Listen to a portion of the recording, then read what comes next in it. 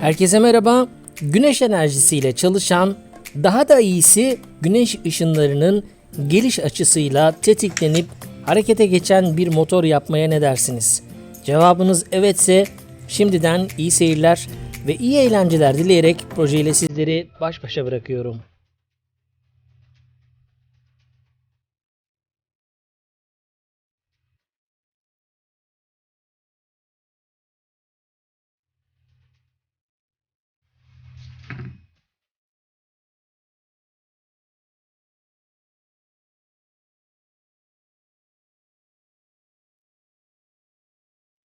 Bobinlerin hep aynı yönde sarılmasına özen gösteriyoruz ve giriş uçlarını ise mavi renkli bir tel ile işaretledim.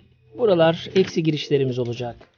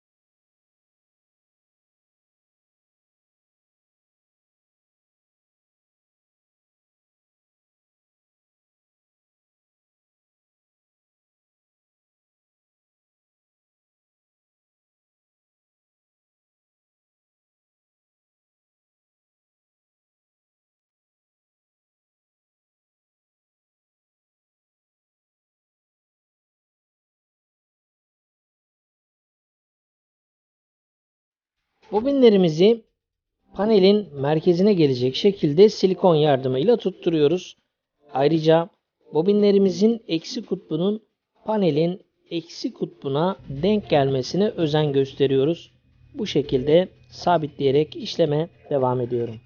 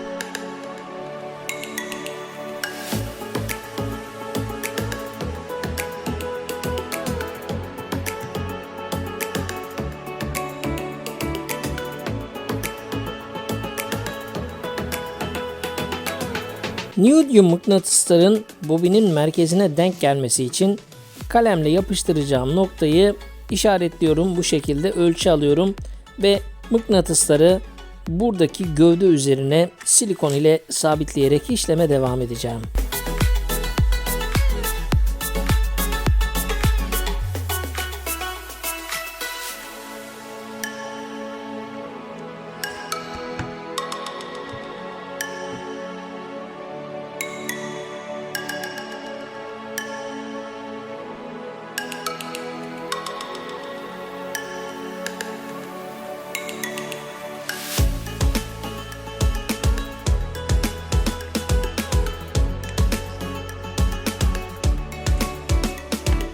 Mıknatısları zıt kutuplar dışarıya bakacak şekilde yerleştiriyoruz.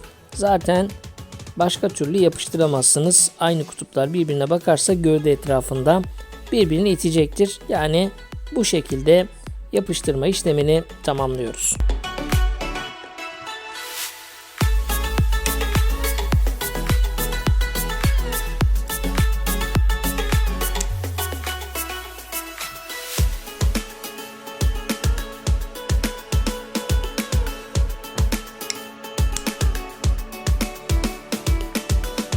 Mıknatıs gruplarını bobinlere çarpmayacak ama mümkün olduğunca yakınından geçecek şekilde yükseltiyorum ve artık rotorumu yerine yerleştirerek teste geçebilirim.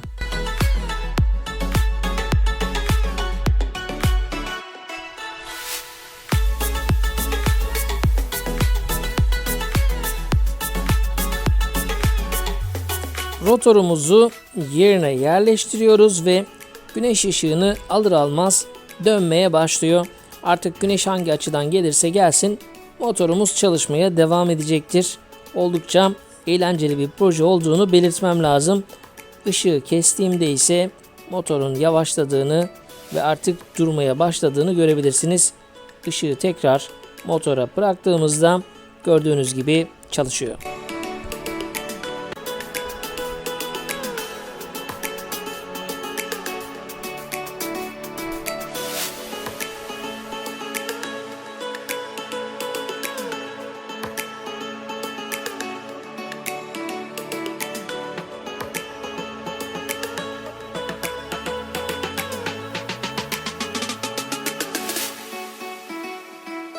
Böylece bir videomuzu ve bir projemizi daha tamamladık. Bana destek olmak için abone olmayı ve videolarımı beğenip paylaşmayı unutmayın. Ana gövdenin üretim dosyasını da sizin için açıklamalar kısmında paylaşmış olacağım. Bir sonraki videoda görüşünceye değin şimdilik hoşça kalın.